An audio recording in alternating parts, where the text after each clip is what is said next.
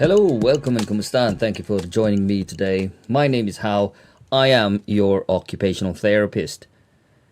In this episode, we will be talking about strength. That is right, guys. So I can't believe that after so many episodes and a lot of episodes that I've done with you, I have not talked about strength, isn't it? So, strength is what? What do we know about strength? So, strength, when you are talking about strength, you are talking about individual muscle activity. You're talking about individual muscular activity. And you are talking about the effort of that muscle to move against resistance. Okay? So, again, there's a few factors to consider. When you're talking about strength, you're talking about individual muscles, and you are talking about the resistance that this muscle is able to exert against resistance. Yeah, or the effort that this muscle is able to exert against resistance. So that is strength. So what does this mean? What does it imply? For a therapist to be able to quantify strength, you need to have a knowledge of the muscle, and you need to have a knowledge of the movement or the action of the muscle that you are testing. That's one. The next thing that you need to do is you need to be able to quantify the resistance that the muscle is doing. And one of the very popular one that's being used in the United Kingdom is this Oxford scale, which is a scale from 0 to 5. Okay, so I'll run it by with you very quickly. So 0 is no movement at all. Okay, in other words, it's flaccid, no movement. When you ask the person to move, they cannot do it at all. So that is 0. 1, there is a flicker of muscular activity. So flicker meaning if you observe it, you can see that there's this muscular fasciculations. So there's this tiny effort that the muscles is almost like to a point that it's shaking. So that is a flicker. And 2 would be any movement of that muscle, but it is in an incomplete range. Yeah, so you get them to move, but it's an incomplete range, then that's a 2. 3 is what you would give when a person can move the muscle or the joint in full range. And we're going to talk about this relationship between the muscle and the joint, later. So that's 3. So the marker here in the tip is that 3 is a full range. 4 is when the person can move the muscle in perhaps full range, and then they can have some resistance. It's very difficult because 4 is not quantified. It's not quantified whether it's mild or moderate resistance, but an element of resistance. And this resistance, how would you know that it's a little bit weaker compared to the other side? Yeah. And a normal muscular strength is 5. And normal being normal for that person, and normal being it is comparable to the other side that you are testing. So that is the easiest way on how you could quantify the muscles and the muscle strength.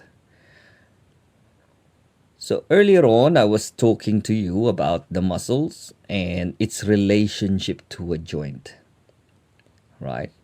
Because normally when you're talking about muscles, you can observe the strength through its effort on the joints. So you would have some movements, especially if those, muscles are there because you want them to move, isn't it? The muscles are there to move a section of the body. There are 2 types actually of movement, or 2 types of function that the muscle's doing. Either to move a section of the body, or to actually stabilize the section of the body. Okay, so that's the strength. So, what are the things that we can assess in terms of strength? The upper limbs, definitely. So, we can do that because we can see. And again, you have to understand the movement, okay, of the muscles or the joints. For example, elbow flexion. For example, if I have to flex my elbow or bend my elbow, right? What I am doing is if my forearm is in supine position, I'm actually moving my biceps brachii, okay, muscle. So that's the movement and that's the action of the biceps brachii. So if I want to strengthen that, I will have to get the arm moving in a supine position. But then there are different movements and there are some different kinematics, as you might say it like that. So if I try to bend the elbow with the forearm, not in supine, but in midway position, yeah. So what I am moving now is my brachioradialis muscle. Isn't that amazing?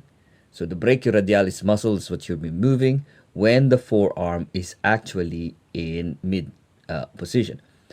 Now, if I have to bend the elbow in a prone position, then the muscle, the prime mover there, is the brachialis muscle. All right, and that is the very simple thing. So when we're doing some quick strength testing, sometimes we get the person to brace their arm or tuck the elbow up in their body. Yeah, and that's what they do. And then what we do as the examiner is we ask the person to pull those arms against your resistance. So the examiner is pulling the arm while the examinee is actually tucking the arms in. So what are you testing here? You're basically testing for the strength of the biceps brachii only. Okay?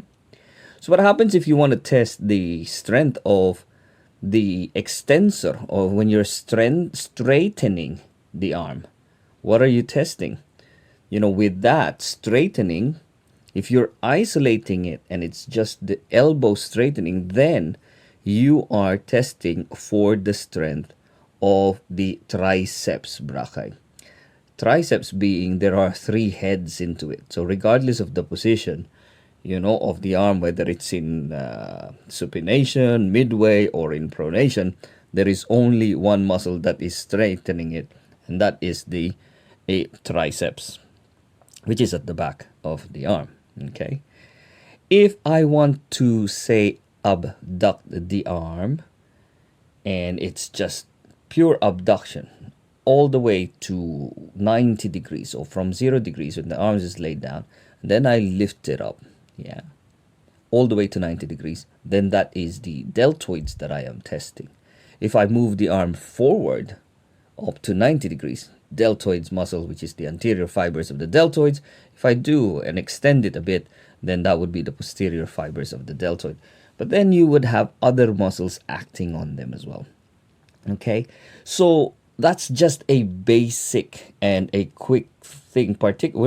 We just talked about the arm and we talked about the elbow. Now, what about the wrist? Okay, so if you have the movers of the wrist, if you get the person to extend the wrist, what are you testing there? So if extension, it's like when you're doing a motor bike, when you're revving up a motorcycle. So you can have extensor. So there, extensor, carpi, radialis, longus, and brevis. Yeah. So you would have that. That would be the prime mover for extensor of the wrist. Okay. And you can also have the extensor carpi ulnaris as well. But the prime mover is really the extensor carpi radialis, longus, and brevis. They're the ones. Now, sometimes you get the person to extend the wrist and you can see that their hand is opening. Yeah. Perhaps the arm is weak, or the extensor carpi radialis is weak. But you can see when the hand is opening, you can see that it's the finger extensors that are actually doing the job. So in other words, there is a compensation that's happening. If I want to flex the wrist, again, it's like that. It's flexor carpi ulnaris and flexor carpi radialis. If I want to test for the strength of the flexor carpi ulnaris, for example, then you get the arm to adduct, so flex and adduct at the same time. So that's what you would do. So it's very complex when it comes to complex joints, because you're no longer testing individual muscles, but what you're testing is the dynamics of all of those muscles working at the same time and in synchrony with one another. Say, for example, you want to test the fingers, and you get the person to do a hook grasp, for example. Where the knuckles are straight, and then the person just bends the proximal IP joints.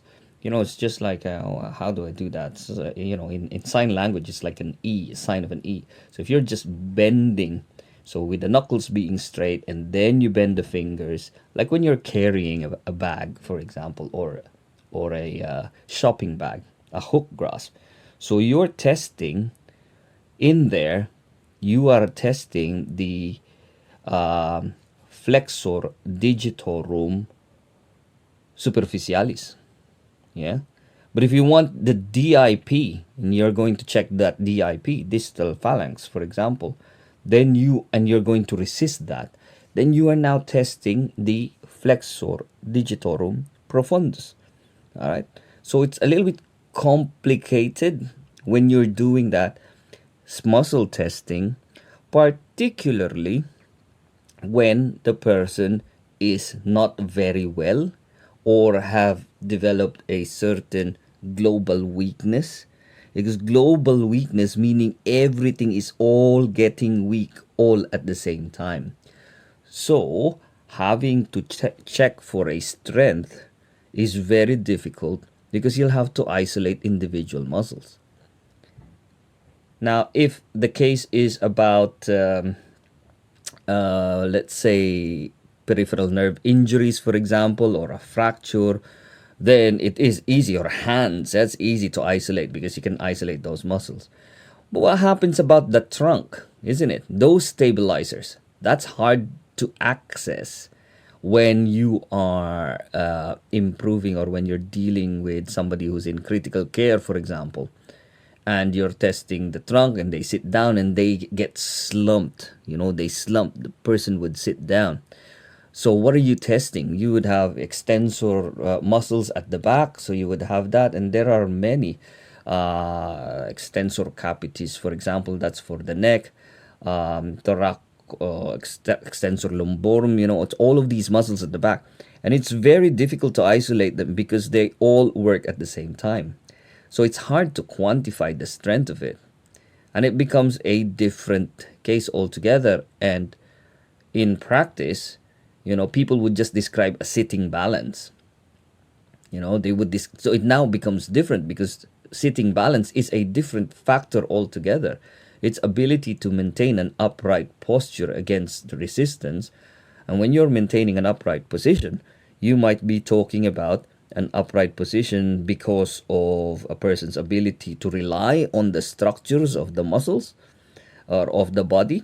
I've seen spinal cord, and I have done that. I've worked with spinal cord injured patients, and they're standing without having any power on the legs, and that's because they're relying on the structures of the legs to lock into position. So those joints lock itself, and that's it. They're standing. So it's not a strength, actually.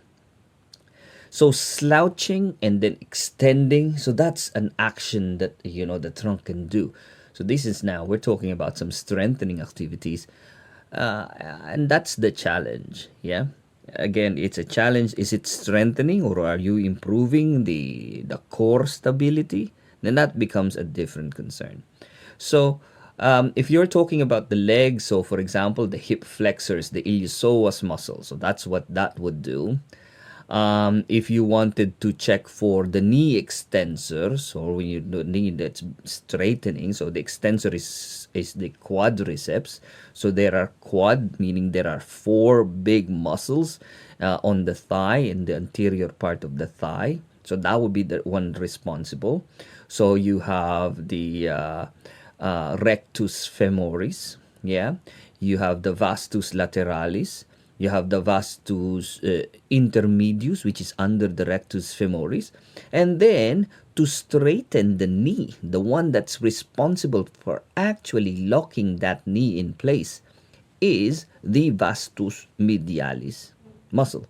Yeah, it's that tiny bit of muscle just above the knee, just medial, proximal and medial, just above the knee, and that's the vastus medialis muscle, medial. Okay, and so when you're standing, so this is the problem now, and I see this in practice when you are trying to stand the person, and when most therapists are standing the person, they try to stand them up from a sitting position all the way, when they're an actual sitting position. And the act of standing, the act of sit to stand itself, there's a lot of effort that needed to be exerted from the rectus femoris muscle. And that's why it becomes very difficult. What you need to do is, if you're retraining them, those strengths, you need to actually start with a period of co-contraction, meaning get them to stand, assume the position, just let them stand. And it doesn't matter about the actual sit to stand. What's important is you get them sitting down on the bed. For example, just tip them a little bit forward, raise the bed as high as you can so that they do not have to exert as much effort. Because as soon as a person is standing up, those muscles will activate itself. The entire leg muscles will activate itself. And then it will contribute to strengthening. Yeah. When you're strengthening, the muscles will first work on stability. Yeah, just co-contract all at the same time. So that's what you need to do. And then these muscles will work on in an open kinematic chain, meaning, just look it up. Look at the terminology for an open kinematic chain. And then you can just put resistance. Now with strengthening, the principle of strengthening is this. It is a single repetition, okay, or few repetition, constant repetition, but with increasing resistance. Okay, so I think I must have discussed this in my biomechanical frame of reference conversation. Just look it up on some of the previous podcasts. So I think it's a biomechanical frame of reference, but in essence, just that really. Okay. That's a quick chat and a quick talk about muscles. What else do we know? So we've talked about the how to grade muscle strength in the simplest way possible. I would call it the easiest, the foolproof, okay, way of grading is 5, 4, 3, 2, 1, 0. Easy, okay, easy enough. But we'll talk about the complex one where there is 2 minus and there's 3 minus and there is 2 plus. That's more specific, okay, which is much better in my perspective. But we'll go with the basic 5, 4, 3, 2, 1, 0. So that's it. How you would quantify those strengths. Just remember, when you're acting on muscles, you're testing on individual muscles or muscle groups. So you have to know the actions of those muscles. It is different when you're testing on the limbs because they're open, but you have, when they move, the limbs are moving, it's in an open kinematic chain. But then you have to factor in if they are sitting, for example, some of those muscle stabilizers, for example, that is a different kettle of fish altogether, which will be difficult to assess. But sometimes people would refer to it as a sitting balance. Rather than a sitting tolerance. Okay, so just that really. And then when you are trying to strengthen the muscles, you have to increase resistance, okay, with the same repetition but with increasing resistance. All right, guys. Well, thank you so much for listening and paying attention to these quick talk. Really, it's just an overview of strength And I hope you learned a little something today. Just listen to it again or read about it. I'm not just saying this, I'm just telling you all of these things from memory at the moment. But read about it. There is so much to learn. Remember, anatomy is a foundation for function. And so, as occupational therapists, you need to learn about these things, okay? You cannot just weasel your way out of it. This is a foundation skill that you need to know. So know every muscles. Here's a homework for you guys. Know the muscles. Know the movement of these muscles. Know the nerves that's influencing the movement of these muscles, yeah? And know the action of these muscles as well. So origin insertion doesn't really matter unless you are going to go and be very specific on muscle testing, or unless you're doing some you're practicing on musculoskeletal medicine. But if not, from a neuro perspective, from a rehabilitation perspective, from a critical care perspective, on the aspect of adjunctive therapy, and on the aspect of enabling activities and purposeful activity, you need to know the basic movement of muscles.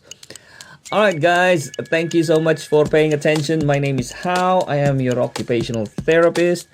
Just remember, anything you do matters and has an outcome. Until next time, bye.